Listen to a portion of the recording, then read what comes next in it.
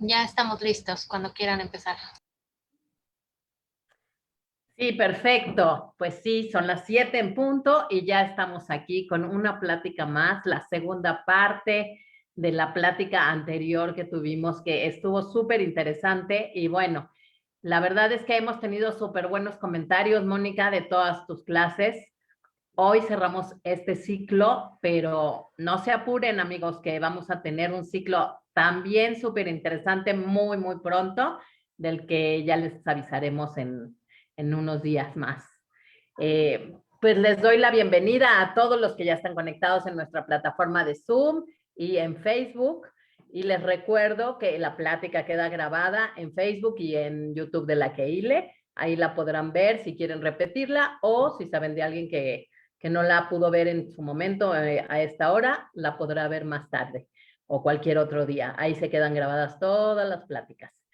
Muchísimas gracias por estar con nosotros. Y Mónica, pues por supuesto te doy la bienvenida una vez más a esta tu plataforma de la Keila y con este tema tan interesante del que nos has estado hablando durante ya cinco martes seguidos.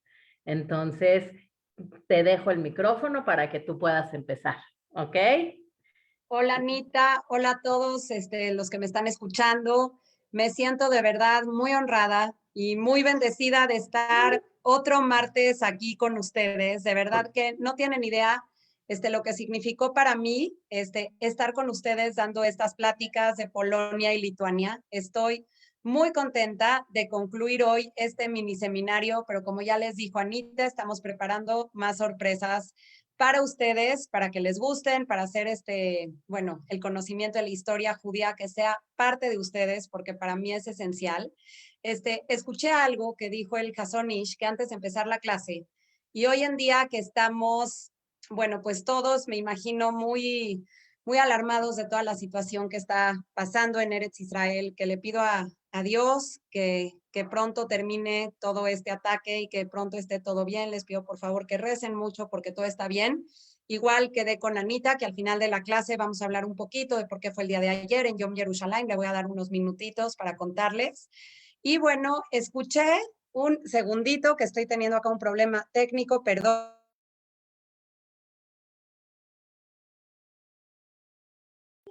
Perdónenme. Escuché ayer algo muy increíble.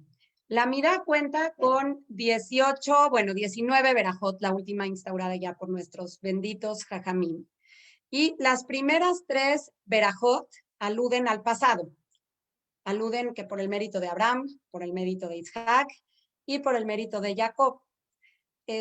Todas las siguientes verajot van a hablar para pedir por nuestro presente, por tener refuah shelema, teshuvah, jochma, por toda esta parte. Y las últimas 2 van a hablar acerca del futuro, por la reconstrucción, primero Dios que sea muy pronto, del Bet HaMikdash, de la llegada del Mashiach y de la resurrección de los muertos. Entonces, eso es la definición de historia, que un gran historiador que murió en los campos de concentración, padre de la Escuela de los Anales, Mark Bloch, dijo en su definición de historia. Vean qué padre. La historia es la ciencia que estudia, por medio del método científico, todos los hechos históricos realizados por el hombre en el pasado, que impactan en el presente y tienen una repercusión en el futuro. Entonces, todo esto, ¿de dónde lo aprendemos? De la Midá. Por el mérito de mis antepasados, Abraham, Isaac y Jacob, yo hoy en día estoy parado aquí, Dios, pidiéndote que me mandes mucha luz y que me mandes mucha bendición para que a partir de hoy generemos un futuro, un impacto en el futuro, con nuestro comportamiento como pueblo. Entonces, bueno, esa definición se las quería comenzar explicándoselas hoy porque me gustó mucho esa explicación. Y bueno, para continuar con lo que vimos las clases pasadas, que es, hablamos primero, toda la vida del Baal Shem Tov, que por cierto me gustaría decirles que antes de que comience Shavuot, el domingo en la noche, prendan una velita antes de prender las velas de Yom Tov, por David Amelech, ya que es el día de su fecha de su nacimiento y de su muerte, pero también es la fecha de fallecimiento de el Baal Shem Tov. Entonces creo que es importante que yo les diga esta fecha. Pueden prender una vela antes de prender sus velas de Shabbat y pedir que por los méritos de este gran rabino del cual hemos estado estudiando, por sus méritos Hashem mande mucha bendición al mundo y se les cumplan todas sus peticiones personales. Entonces, bueno, quería recordarles que no es casualidad que estudiemos estos temas tan cercanos a la fecha de su fallecimiento, ya que, pues bueno, nos deja un compromiso que al haber estado hablando de él y al haber estudiado de él, prendamos una velita en su memoria y así aprovechemos la oportunidad de pedir por todas las necesidades de cada uno en particular y también sin olvidar a Eretz Israel. Entonces, bueno, voy a retomar un poquito lo que vimos la clase pasada, que es la vida del Gaón de Vilna. Voy a compartir aquí mi pantalla. Me avisan, por favor, si se ve bien. Espero que sí. Voy a ampliarla un poquito más. Se ve perfecto. Sí, todo en orden. Gracias, muchas gracias. Tenemos entonces, ya hablé de la vida del Gaón de Vilna a finales de la clase pasada, pero siempre que empiezo una clase nueva, como ya pasó una semana, vamos a recordar un poco de este gran ilustre rabino, este gran personaje que viene a mostrar un cambio en la historia del judaísmo y de Am Israel, que es nombrado Gaón a los tan solo 30 años. Entonces, vimos que nació en Selets, o Selets, como muchos lo pronuncian, en la ciudad de Vilna, una pequeña comunidad judía de gran tradición y prestigio en la generación de la Jerusalén de Lituania. Perdón. Listo, gracias. Ahorita. ¿Cómo se llama?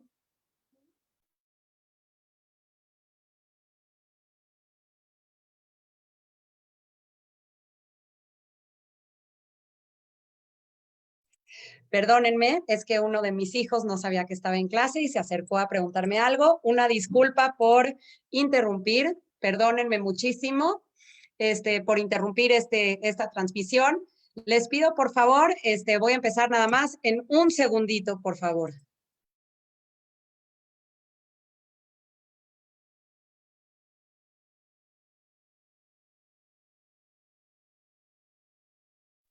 Perdónenme, una disculpa grandísima. Habíamos dicho que en el siglo XVIII habitaba en la ciudad de Vilna una pequeña comunidad judía de gran prestigio y gran tradición. Era conocida como la Jerusalén de Lituania debido a tanto estudio de Torá, debido a tanta grandeza que había en este lugar en cuanto al estudio de Torá. Y aquí destacaron numerosos rabinos que contribuyeron al análisis y al estudio de la halajá, es decir, la legislación o la ley judía. Entonces, en este ambiente espiritual de estos judíos lituanos, en un ambiente totalmente espiritual y cultural, nace el Gaón de Vilna, conocido como Eliyahu ben Shlomo Zalman. Él nace en 1720, murió en 1797 y es considerado como el último de los grandes rabinos medievales y el primer rabino de los modernos, debido a todos los avances que realizó en su estudio de la Torá, en todas las innovaciones que él realizó al hacer todos sus métodos. De acuerdo con información de una gran periodista, Nisan Mendel, Eliyahu, como ya les dije, nació en Selets, era un pequeñito pueblo en cerquita de Vilna, en Lituania. Su padre, como lo mencioné anteriormente, era un connotado erudito, descendiente de una muy importante familia judía, y él mismo fue su primer maestro. Debido a todas sus extraordinarias habilidades, Eliyahu ben Shlomo Zalman fue autodidacta desde los 6 años de edad. A la edad de 7 años, pronunciaba discursos talmúdicos con una gran cantidad de compendio en cuanto a halajot o leyes judías dentro de la gran sinagoga de Vilna, atrayendo la atención no solamente de grandes autoridades religiosas, sino de grandes jajamim de otras partes de Europa. Un año después, tras haber dominado toda la literatura halájica, se dedicó a estudiar Torá de lleno, para más adelante concentrarse, paradójicamente, en el estudio de la Kabbalah y del misticismo judío. Sin embargo, su padre le dice, y por eso mismo al principio de la clase dije que es el último de los rabinos medievales y el primero de los modernos, ya que él sería atraído por materias seculares tales como la ciencia, el estudio de la astronomía, las matemáticas, la anatomía y su mismo padre dice que debido al movimiento ilustrado que iniciaba en esta época o de todo el conocimiento que empezaba a florecer, un rabino y cualquier judío tenía que estar preparado en todas las áreas. ¿Por qué? La Torá incluye absolutamente todo. Todo está dentro de la Torá. Pero si un rabino que va a dar discursos alrededor de toda Europa va a estar atraído por la ciencia, por la astronomía, por la geografía y las matemáticas, va a poder tener mucho mayor impacto en otros sectores de la población. Entonces, por eso mismo, el Gaón de Vilna, que era un genio en todas estas ciencias, va a ser considerado de los primeros rabinos modernos en el mundo. En su juventud, como les dije la clase pasada, hizo un viaje de incógnito en comunidades judías de Polonia, y se dice que solamente pisó partes de Alemania, tal como se los dije la clase pasada, ya que él predijo al estar ahí que una gran desgracia iba a venir años más adelante para el pueblo judío. Entonces, bueno, él va estudiando todo tipo de leyes, va estudiando a las distintas comunidades judías, cómo se comportaban, cuáles eran sus tipos de estudios. Y bueno, él permanece permanentemente, cuando regresa de este viaje, se dedica nuevamente de lleno al estudio de toda la Torá y de todas las enseñanzas religiosas judías. A la edad de 40 años, ofreció a un pequeño grupo de seguidores nuevas interpretaciones de todos los códigos talmúdicos, explicando difíciles pesukim o pasajes bíblicos, reafirmando su gran conocimiento en lo que fue la gramática hebrea y cómo este conocimiento de la gramática hebrea lo ayudó para tener grandes interpretaciones de la ley judía. Fue el único en su generación, como ya lo dije, que recibió el nombre de Gaón a los 33 años. Anteriormente, los dirigentes de las dos grandes academias talmúdicas de Babilonia, Hillel y Shammai, también habían recibido el título de Gaón. Es importante ver que su vida y su percepción del judaísmo, que eso es lo que voy a entrar de lleno en la clase de hoy, es que contrastó intensamente con todo el enfoque místico y alegre y humanitario del Baal Shem Tov, que fue el fundador del hasidismo, que él enfatizaba la importancia en las emociones, en los sentimientos, de toda la religión. El Gaón de Vilna, a diferencia de fue sobre todo un hombre para quien la razón y la ortodoxia debían ocupar el centro de la existencia judía, el estudio talmúdico. Entonces, todo su pensamiento, toda su filosofía iba a contrastar de lleno con la vida del otro ilustre rabino del que yo hablamos, que fue el Baal Shem Tov. El Gaón consideró toda la literatura judía, desde la Torá hasta los trabajos contemporáneos, como un gran círculo en el cual se encontraban todas las sagradas escrituras, siendo que era un texto divino y que cada palabra y cada punto consideraba una gran importancia, por lo que todas las palabras no estaban aisladas entre sí y se combinaban en oraciones cuyo significado podía cambiar de acuerdo a la puntuación, a los acentos, a las reglas sintácticas. Por eso mismo, él decía que era totalmente imposible comprender el estudio de la Torá y las Sagradas Escrituras sin el dominio completo del hebreo, así como de todas sus reglas gramaticales. El análisis, novedoso en su tiempo, modificó todo el pensamiento de toda la generación, ya que él insistía que debería de interpretar la Torá de acuerdo con el Pshat, y no de acuerdo con su sentido lógico y gramático. Él sostenía a la vez que era muy necesario también dominar, aparte de toda esta gramática, de toda esta puntuación, de todas estas reglas, ser un gran conocedor de la ley judía, pero también ser un gran dominador de todos los conceptos de la naturaleza, de los sentimientos y de la vida humana. Pero todo esto no era nuevo para el pueblo judío, ya que en el Humash existían todo este tipo de casos, así como historia y geografía de Eretz Israel, lo cual ayudaría a tener conocimiento de todos estos temas. Él también aplicó, otra parte de los que fue él un gran rabino moderno, fue que aplicó una actitud científica a la Mishnah o a la ley oral, con el objetivo de penetrar en un significado esencial que se encontraba oculto bajo cientos de interpretaciones realizadas durante muchas generaciones. por lo que él fue investigando las primeras fuentes, corrigiendo, escribiendo comentarios, analizando numerosos tratados de la Mishnah y del Talmud. Entonces, hoy en día, todas sus enmiendas a todos los trabajos halágicos son de un valor totalmente inestimable. Ok, a pesar de que el Gaón no desarrolló una visión teológica del judaísmo, sí se puede interpretar su filosofía religiosa a través de sus comentarios. Tal como la mayoría de los teólogos, él estaba convencido, y esto es muy importante para el tema de hoy, en que la meta a la que todo judío debía aspirar era a la perfección del alma a través de la observancia de los preceptos, del cumplimiento de las mitzvot y sobre todo de una conducta ética. Todos estos 3 puntos van a ser fundamentales para ser un verdadero yehudí. Él decía que como alimento espiritual y base para la perfección, la Torá debía acompañar al hombre a lo largo de toda su vida para pulirlo, para hacer un manual no que iba a limitar, sino que iba a enseñar cómo un ser humano debe de comportarse en este mundo. Para profundizar en el estudio, él, para poder entrar, para que el estudio de la Torá pueda entrar dentro de la persona, dentro del alma o la neshama de la persona, esta persona tenía que ser un buen recipiente. Un recipiente de buenas acciones, del ejercicio de las virtudes, de amor al prójimo. Entonces, su filosofía es bastante bonita, tuvo un gran impacto en todas las comunidades de la época. Y bueno, de acuerdo con él, este desarrollo de la ética humana debía ir gradualmente. Él no pedía una perfección, sino pretendía que gradualmente esta ética humana se fuera reforzando día con día por medio de pulir las mitzvot, estudiar la Torah, realizar las tefilot o el rezo diario.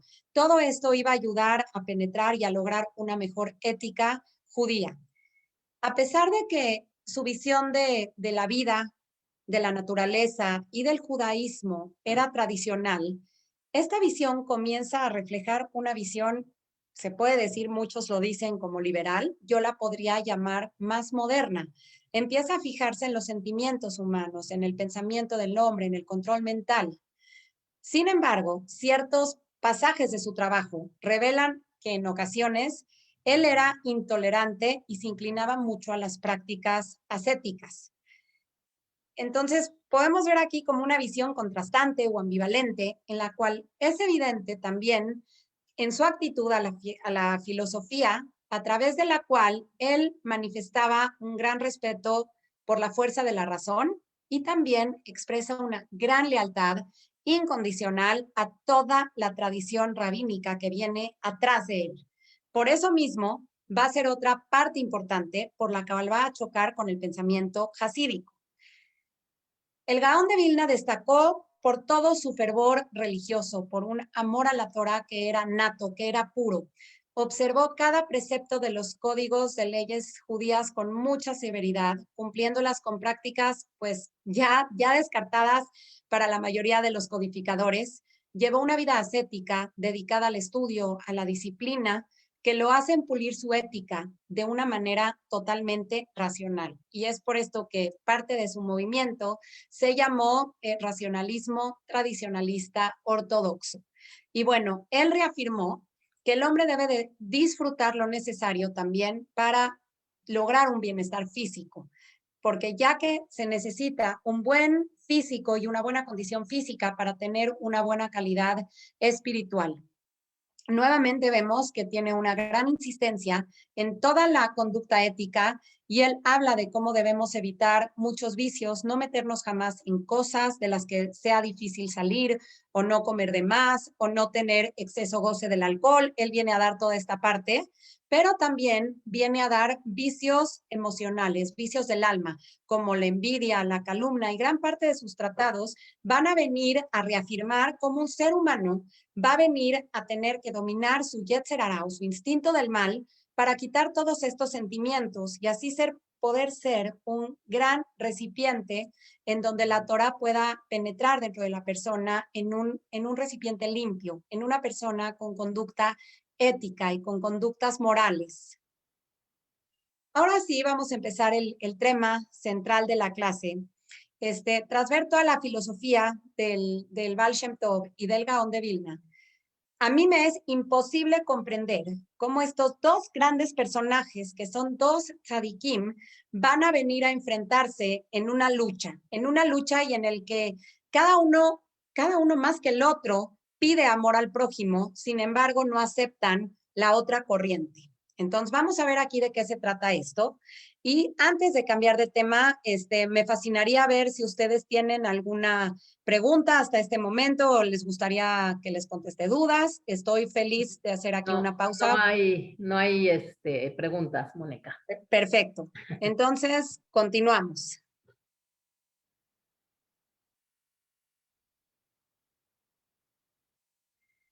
El hasidismo, como ya lo habíamos visto, fue el movimiento religioso fundado por el Baal Shem Tov.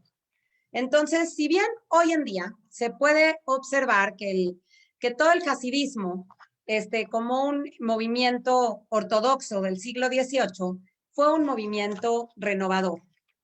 Ahora, se puede observar que dentro del hasidismo, sus adeptos modificaron las oraciones, poniendo más énfasis en el entusiasmo religioso y en el estudio de la Torá, en la alegría. Entonces, podemos observar que esto viene a ser renovador, revelador, nuevo. Se revela contra las fuerzas rabínicas de la época y los dirigentes comunitarios que se habían, o sea, hay que recordar que estas comunidades estaban marginadas, habían pasado mucho sufrimiento y había gran cantidad de gente pobre, de gente ignorante, de gente analfabeta y que tenían una incapacidad total de lograr recolectar recursos para poder asistir a todas las necesidades sociales y a los estudios. Y hay una gran cantidad de niños analfabetas, por lo que en este momento el hasidismo viene a entrar a dar fe a este grupo de gente. El hasidismo no se expresó en una revolución de judíos pobres como judíos ricos. Eso es un error quien lo pinta así.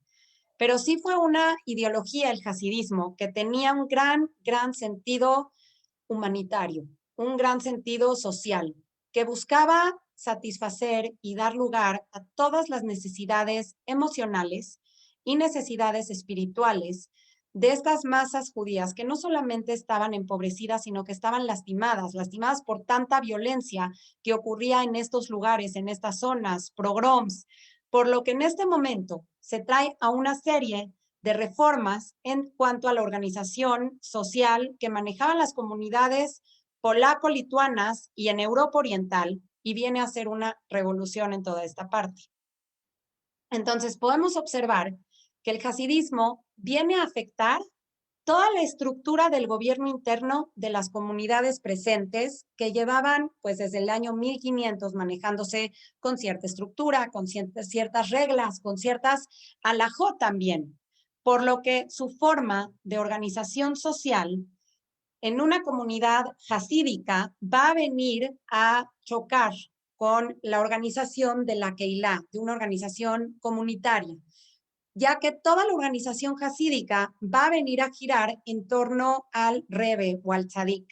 Entonces, este simple hecho hizo que la mayoría de los que estaban de acuerdo con el hasidismo se separaban de los líderes comunitarios y de los rabinos talmudistas, que eran los que gobernaban todas estas comunidades, y fueran en busca del Tzadik para así poder crear una comunidad separada a la comunidad polaca o lituana y crear una comunidad hasídica. Entonces, esto va a venir a ser un choque. En tanto, en muchas comunidades de Europa Oriental, hablando de Rusia, hablando de Polonia, de la Bielorrusia, de la Rusia Blanca, todo el gobierno de las Keilot, de que era una institución tan fuerte que viene a ser mermada por las masacres cosacas, sin embargo, la aparición del movimiento hasídico las va a venir a debilitar. Mucha gente dejó de asistir a las famosas yeshivot que tenían gran renombre, puesto que preferían ir con el Rebbe o con el Tzadik y escuchar de su boca todas las leyendas y la Torah hasídica que les empieza a dar más alegría, más consuelo. Pero también, acá hay un punto muy importante, va a ser que va a empezar a ser interpretada de una manera distinta, no opuesta, no diferente, no es contraria, es únicamente distinta a toda la corriente racionalista ortodoxa liderada por el Gaón de Vilna. Entonces, esta filosofía iba a estar dirigida por principios de judaísmo místico con filosofía jasídica. Entonces, bueno, todo esto va a provocar que la organización comunitaria formada por las Keilot, que había abarcado por siglos todos los aspectos de la vida judía en cuanto a la política, la economía, la sociedad, perdiera una fuerza vital ante las mayorías judías y también los judíos se vieran debilitados o se vieran separados y todos sus lazos con la Keilah se vieran lejos, puesto que si la gente no estaba de acuerdo con las reglas de la Keilah, antes no podía apartarse de ella, pero hoy en día ya tenían una segunda opción. Podían pertenecer a una comunidad jasídica o dirigirse con un tzadik jasídico y así continuar con una vida judía dentro de estas comunidades jasídicas. Es muy importante mencionar que antes de la Ilustración o antes de la modernidad, de la época moderna y de la edad contemporánea, a partir de la Revolución Francesa, inicia el concepto de ciudadano. Un hombre no podía existir solo, bajo ninguna circunstancia. Siempre tenía que pertenecer a una comunidad. Entonces estaba la comunidad judía, estaban los eslavos cristianos ortodoxos, estaban los católicos, pero no había hombre que pudiera sobrevivir solo hasta la Revolución Francesa, que viene a dar el concepto de ciudadano. Entonces, para este momento, cada judío que si definitivamente no estaba de acuerdo con las reglas de las Keilot, pues tenía que quedarse ahí, aunque no fuera su filosofía. Pero ahora tenían una nueva opción. Podían irse a otro gremio, que era el hasidismo, continuando con una vida pura de judaísmo, en donde se cumplían las halajot, se cumplían las mitzvot con una alegría total. Ahora, bueno, veamos que aquí una situación era que el tzadik hasídico no estaba relacionado con ninguna keilah, de ninguna comunidad de las juderías de Europa del Este. El tzadik estaba totalmente separado de cualquier keilah, y las comunidades hasídicas cuidaban celosamente que ningún factor interno, ninguna regla externa, ninguna regla de antaño viniera a intervenir en todos sus asuntos, que eran totalmente renovadores conforme a la época. Toda la fuerza de estas comunidades hasídicas, ¿de qué dependía?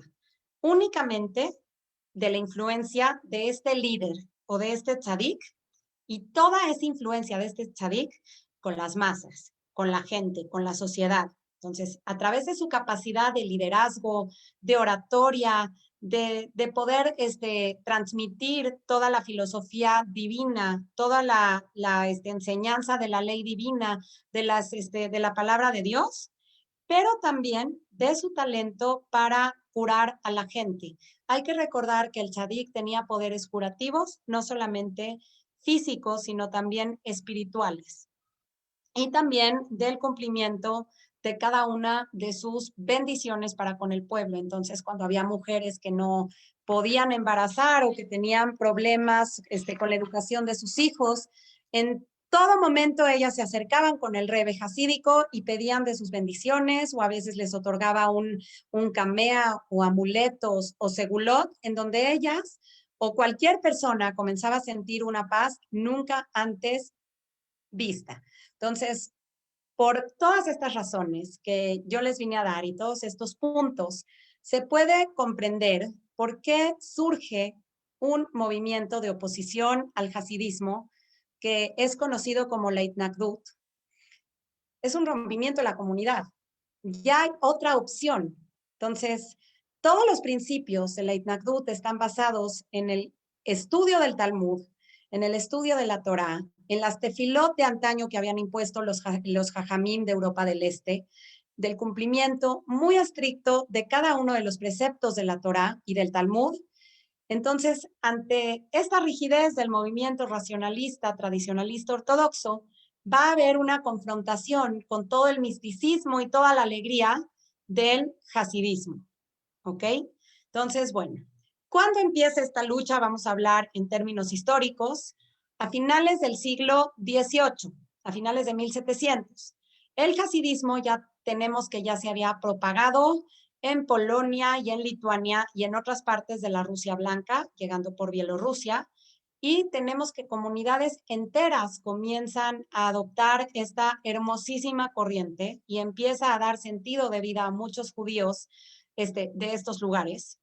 Por lo que aquí ya vemos que los mismos hasídicos o los hasidim empiezan a inaugurar sinagogas a lo largo de estos lugares, empiezan a tener sinagogas propias, en las cuales se dice que se modificó el orden y el contenido de las oraciones propias de Europa del Este, de los Ashkenazim, en donde ellos no solamente rezaban, sino que bailaban con mucha devoción, cantaban, estaban alegres, y podemos observar, que ahorita lo voy a empezar a decir más adelante, que todo su libro de oraciones va a ser mucho más parecido al rito sefaradí que al rito ashkenazí, ¿ok?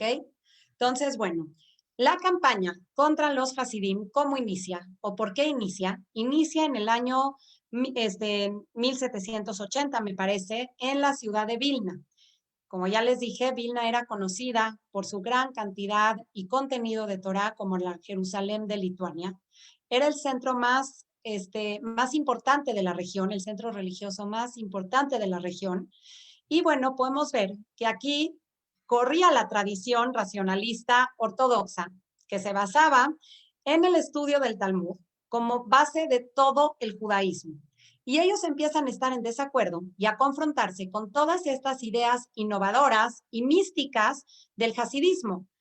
Ellos consideraban muy peligroso tanta apertura del estudio del misticismo judío o de la Kabbalah, ya que no tenía ni 100 años que Shabbatai Tzvi se había declarado un falso Mashiach. Entonces ellos tenían mucho miedo que nuevas corrientes o nuevos falsos Mashiach o tanta apertura a la Kabbalah fuera a perjudicar al judaísmo o surjan sectas a raíz de esto. Entonces, bueno, aquí podemos observar que aquí empieza un reconocido periodo que va a venir a constar de la lucha de estas dos partes y que va a tener pues grandes repercusiones en la vida judía del siglo XIX. ¿Ok? Entonces, bueno. Aquí podemos ver que cuando el movimiento hasídico penetra en Lituania, hay un rechazo fuertísimo a todo lo que tenga que ver con el hasidismo. Entonces, en 1772, prohíben y todos los miembros fueron excluidas de las actividades comunitarias, todo aquel que participara en una práctica hasídica. Y toda esta conducta va a venir a pasarse, ahí se va a venir a generalizar por el resto del país. En el año 1780, los hasídicos publican un libro que se va a llamar Toldot Yaakov Yosef, ¿ok?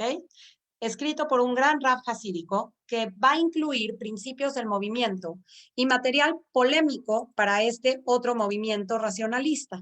Entonces, podemos observar aquí que va a venir aquí a empezar esta gran lucha iniciada en este momento. Rabí Eliyahu ben Shlomo Zalman escribe comentarios a la Mishnah, el Gaón de Vilna, escribe comentarios al Talmud, y sus interpretaciones bíblicas se caracterizan por tener gran precisión y exactitud. Además, tenemos que también era un gran cabalista. Él tiene mucha literatura cabalística. Entonces, ¿cuál es el choque principal entre estos dos movimientos? El Gaón de Vilna viene y dice, no se le puede dar Kabbalah a los iletrados. Eso ha tenido muchas consecuencias negativas a lo largo de la historia. No se puede idealizar a un ser humano, al Rebbe o al Tzadik. Se tiene que idealizar únicamente a Hashem. Entonces, él viene a decir, acá nosotros nos tenemos que conectar con Dios como se conectaron nuestros ancestros por medio del estudio de la Torá y del Talmud. Entonces, todo el éxtasis del hasidismo para el Gaón de Vilna, con las visiones, los milagros que se realizaban por todos sus líderes y su forma de vida entusiástica, eran un peligro. Y este peligro corría el riesgo de desviar a las masas, no a este hasidismo, sino a una idolatría. Entonces, él va a ir en contra de pensamientos idólatras. Entonces, por lo tanto, esto podría llevar a todos los hasidim a resquebrajamientos, a quebrantamientos con la Torah, con una Torah pura. Entonces, con toda esta serie de puntos y con toda esta serie de ideas, el Gaón va a encabezar un movimiento de oposición, como ya les dije, su nombre era Leit Nagdú, y sus integrantes fueron conocidos como los Mitnagdim. Entonces, hasta aquí podemos observar cuál es el punto del Gaón de Vilna. No se enseña Kabbalah a cualquiera. Él no va en contra del estudio de la Kabbalah, pero dice que hay que tener una gran responsabilidad para el estudio de la Kabbalah. Y él hace takanot o leyes en donde dice, un judío que quiere estudiar la Kabbalah tiene que ser mayor de 40 años, que estar casado, que tener hijos y que ser un docto, un especialista en cada una de las ramas de la Torah antes de llegar a la parte mística o a la parte oculta de la Torah. Entonces tenemos que para el Gaón de Vilna y los Mitnagdim, todo este entusiasmo de los Hasidim que ponían en la tefilá, que iba mezclada con bailes o con cánticos, iba a desordenar, iba a poner una falta de estructura en todos los valores de la escala judía. Entonces podemos observar que aquí él dice, un judío tiene que esforzarse en un estudio intelectual de la Torá y del Talmud. Y ese es el principal camino hacia Dios. Contrario a lo que dicen los hasídicos, que cualquier persona con un corazón puro puede traer una tefilá con lágrimas hacia Dios y ser aceptada. Entonces aquí el Gaón de Vilna dice cómo una tefilá simple va a reemplazar el estudio de Torah y del Talmud. Entonces todos estos puntos van a acrecentar y van a hacer que se censure o que critiquen una devoción tan exagerada de las comunidades hasídicas hacia su tzadik. Entonces aquí se puede creer que este tzadik, como lo ven todas las comunidades hasídicas, era un intermediario entre Dios y el pueblo. Y él podía ser el intermediario, ya que era un ser muy especial espiritualmente, que había logrado dominar todo su Yetzer Hara. Por lo que él podía crear milagros o podría lograr que sus tefilot sean llevadas más cerca del trono celestial. Sin embargo, el temor principal del Gaón de Vilna era que este grupo de gente creyera o sustituyera el rezo a Dios por la adoración al tzadik. ¿Ok? El Gaón de Vilna va a criticar severamente a todos los hasidim por haber modificado el rito de las tefilot ashkenazim por el rito sefaradí, que hablaba de la necesidad de que una tefilá tiene que ir acompañada de una intención, de una kavaná, de una intención pura, de un corazón abierto. Entonces, aquí se hablaba de la necesidad de que la tefilá tuviera una intención, ¿ok? Una intención o una kavaná interna para conseguir la rendición y así poder alcanzar, llegar a Dios o al trono celestial. Y bueno, esta idea para el Gaón de Vilna tenía un peligro, tenía un sesgo cabalístico peligroso, puesto que aquí el Gaón de Vilna lo que decía es que podía provocar nuevamente falsos Mashiach o movimientos que fueran sectas, que estuvieran fuera del rango de la halajá. Que quiero aclarar, el hasidismo hoy en día es un movimiento totalmente aceptado dentro de los rangos de la halajá y hoy en día es muy respetado también por el judaísmo racionalista ortodoxo. Esto fue lo que pasó en la época. Ok, vamos a continuar. Entonces, bueno, aquí los Mitnagdim están en un desacuerdo total con la idea de que los hasidim le dan un valor a la tefilá que pueda, que no era solo más que rezar, sino era como un abandono, con bailes, con llanto, con movimientos corporales, que inclinaban pues a gustos que no eran propios de la Torah, que para el Gaón de Vilna podría conducir a excesos y a placeres mundanos que eran rechazados por la Torah. Pero para ellos la tefilá bien meditada también requería de lágrimas, dependía de arrepentimiento, puesto que todo hombre que se dirige a Hashem tiene que ser con una voluntad plena de fe, de amor, de temor y de respeto. Los mitnagdim también vienen a criticar todo el carácter de las mitzvot en los hasídicos, las cuales dependían únicamente de la kavaná que el hasid pusiera en ellas. Igual que el conjunto de mitzvot de toda la comunidad de los hasidim, y que esto iba a ayudar, o sea, todo el conjunto de las mitzvot que realizaban los Hasidim iba a ayudar a que el Rebbe o el Tzadik pudiera hacer que las tefilot lleguen a las esferas celestiales. Y bueno, aquí los Mitnagdim dicen que todas estas concepciones en cuanto a la materia lágica de las mitzvot iban a llevar a la destrucción de la mitzvah misma, porque había tantas cosas alrededor que se perdía la verdadera esencia de cada mitzvah, basada únicamente en la halajá o modo de conducirse milenario del pueblo judío. Entonces, para ellos, el motivo de una mitzvah era la mitzvah misma y no todo lo que estaba alrededor, la kavaná, el baile, la lágrima, la fe en Dios. Entonces ellos lo hacen un movimiento más estático, un movimiento que tiene que ir por la mitzvah misma. ¿Ok? Y bueno,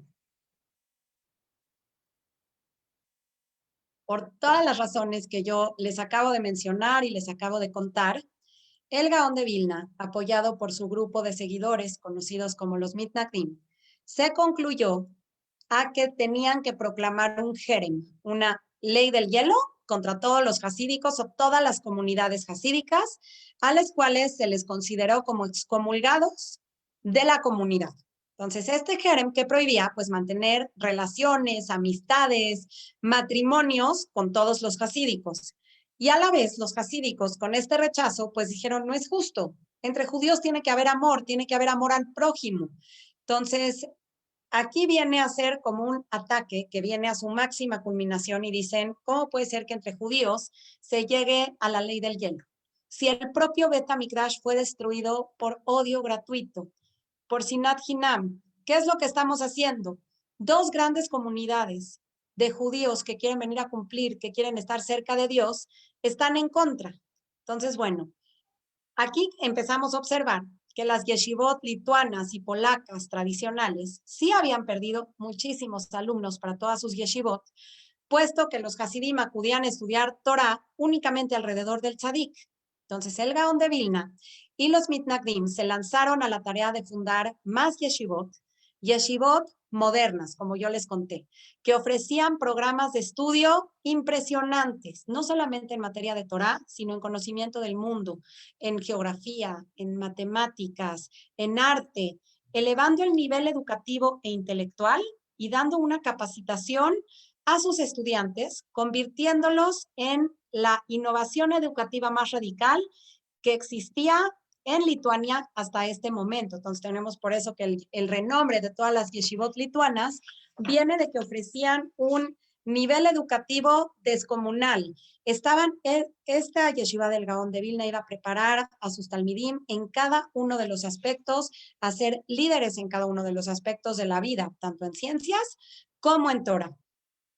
Entonces, bueno, muchos, debido a esta reforma educativa dentro de las yeshivot, de la enseñanza de la Torá y del Talmud, nuevamente llega esto a las masas y muchos grandes escritores, eruditos e ideólogos judíos del siglo XIX y principios del siglo XX fueron en su niñez o en su adolescencia formados con este pensamiento racionalista ortodoxo, muy claro y viene a estar impregnado en toda su esencia. Hasta hoy en día siguen teniendo una influencia impresionante. Entonces, bueno, la lucha entre los Mitnagdim y los Hasidim se agudizó principalmente entre los años 1780 y 1790. Los Mitnagdim enviaron personas y líderes a diversas comunidades, algunas situadas en Alemania y en Bohemia, a convencer a sus rabinos de que excomulgaran a las personas que tuvieran contacto con el movimiento hasídico. Y bueno, no solo eso, incluso los llevaron al arresto o incluso llevó esta lucha a tener, pues, a estar muy escalonada en diversos sectores. De acuerdo con muchas autoridades históricas en materia de historia judía, esta lucha entre estos dos grupos de Mitnagdim y de Hasidim empezó a minorarse, a suavizarse y posteriormente a desaparecer cuando aparece un nuevo movimiento llamado Ilustración Judía o Ascalá. El inicio de la suavización y de la paz entre estos dos movimientos va a iniciar justamente con lo que les comenté la semana pasada, con el discurso que el principal seguidor de Shabbatai Tzvi, llamado Jacob Frank, y sus seguidores los franquistas, que querían, que ellos se consideraban los descendientes directos del falso Mashiach, conocido como Shabbatai Tzvi, y querían hacer una mezcla entre los preceptos religiosos judíos y los preceptos religiosos cristianos, y llevan al Gaón de Vilna, a Jacob Frank y al Baal Shem Tov a crear un debate muy acalorado. La tristeza de este debate fue que tras finalizar el debate, el ganador acaba siendo Jacob Frank, tras lograr el bautismo de 400 almas judías. Y es aquí cuando toda esta guerra entre Mitnagdim y Hasidim dicen, ¿qué estamos haciendo? ¿Quiénes somos nosotros para juzgarnos? Ahí arriba está Dios y finalmente le queremos estar cumpliendo de la mejor manera, cada uno de acuerdo con su filosofía. Y es así como esta lucha se empieza a matizar y empieza a desaparecer. Entonces, quiero destacar que las comunidades hasídicas, al mando de los tzadikim y las yeshivot de los mitnagdim, dirigidos por los rabinos talmúdicos tradicionalistas, ambos se encuentran dentro de los parámetros y de los lineamientos de la halajá, es decir, de la ortodoxia judía. Y ellos lo que hicieron fue hacer un frente unido común en Polonia, en Lituania, en Galicia, en la Rusia Blanca y en Rusia, cuando aparecen las influencias del movimiento de la Escalá. Ellos quieren mantener una ortodoxia, que venía de Alemania, este movimiento de la Escalá. Entonces ellos hacen un frente común para que las ideas de la Escalá no entren dentro de la ortodoxia judía, ya que en países de Europa Occidental como Austria, Francia, Holanda e Inglaterra, estas ideas ya estaban muy dispersadas.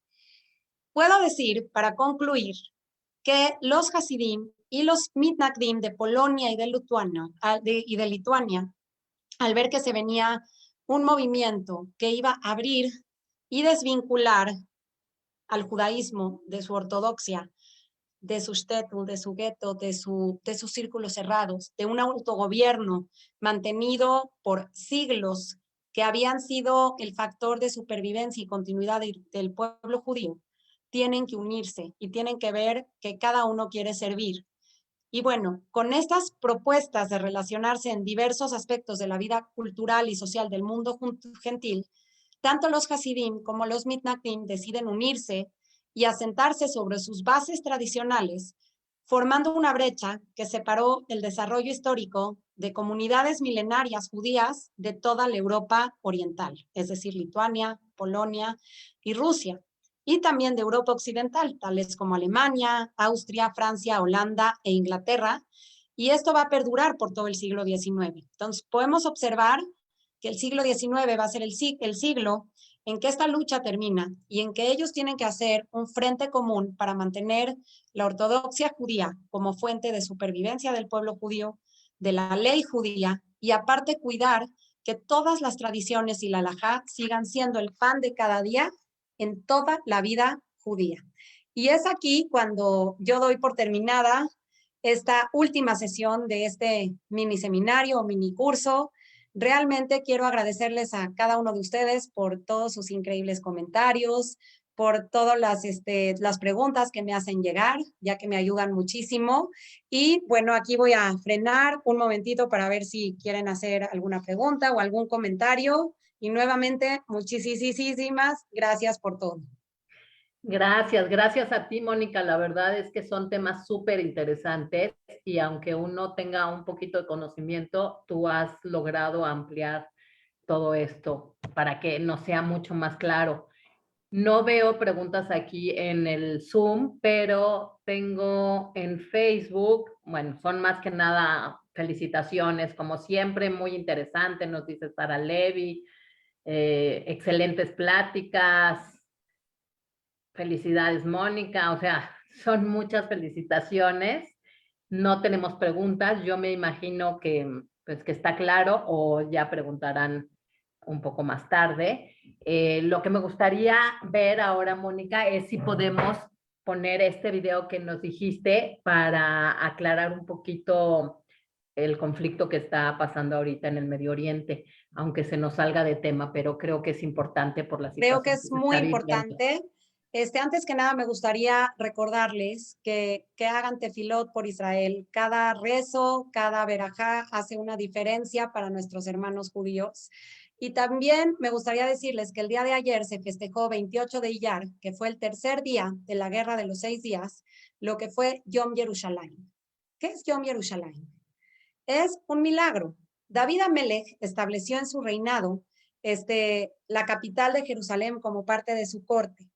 Y cuando se destruye el segundo Bet HaMikdash, le prohíben a los judíos acercarse a esta parte tan sagrada para nosotros. Y les prohíben ya que saben el poder que el judío tiene en el Kotel HaMaraví y en toda esta parte tan santa y tan sagrada. Ni siquiera en la independencia de Medinat Israel en 1948 logramos tener Jerusalén completa. Y no es hasta este tercer día, el 28 de Iyar de la Guerra de los 6 días, que milagrosamente se logra la reunificación de Jerusalén para el pueblo judío. Entonces me gustaría compartirles un video que yo lo veo cada año y se lo pongo a mis alumnos cada año porque realmente me llega al corazón y creo que va a ser muy emotivo ponerlo ahorita. Les voy a compartir mi pantalla, solo denme un segundito.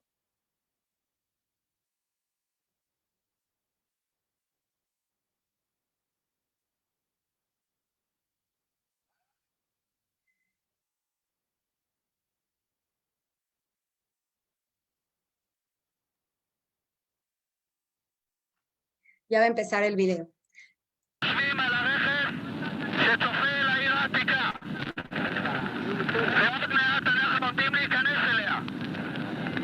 העיר העתיקה של ירושלים, שמאז כל הדורות חותמים עליה ושואפים אליה. אנחנו נהיה הראשונים להיכנס אליה. הטנקים של איתן מתקדמים משמאל וייכנסו לשער האריות. לנוע אל השער. מסדר סיום יהיה על הרחבה למעלה. עד כאן עבור.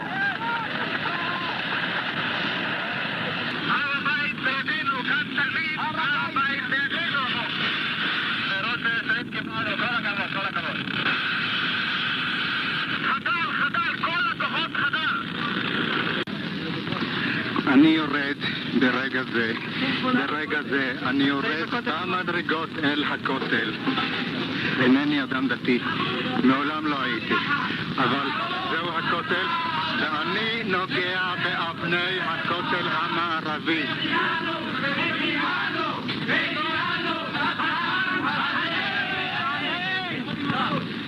ברוך אתה אדוני מנחם ציון ובונה ירושלים.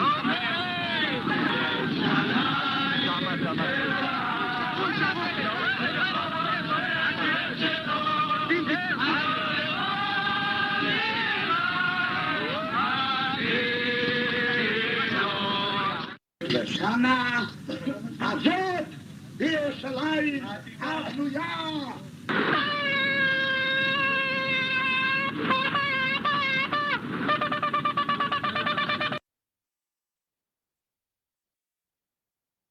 Listo, bueno, creo que es un video súper emotivo que hoy en día lo podemos sentir más que nunca. Y nuevamente les quiero agradecer por escucharme y próximamente estaremos con otras sorpresas para ustedes. Gracias, Exacto. Anita. Gracias a ti, Mónica. Sí, un video muy emotivo, la verdad. Gracias por traérnoslos, sobre todo en este momento, y todos nuestros rezos para que el pueblo de Israel salga con bien de todo esto. Y primero Dios, pronto tendrá noticias nuestras sobre las nuevas pláticas que nos dará Mónica. Mónica, de verdad, mil gracias por estar acá y por tu talento y por la forma en cómo platicas todas estas pláticas, todas estas conferencias. Al contrario, gracias a ustedes por escucharme. Gracias y bueno, gracias a todos los que se conectaron. Les recuerdo que la plática queda grabada y muy pronto tendrán noticias nuestras.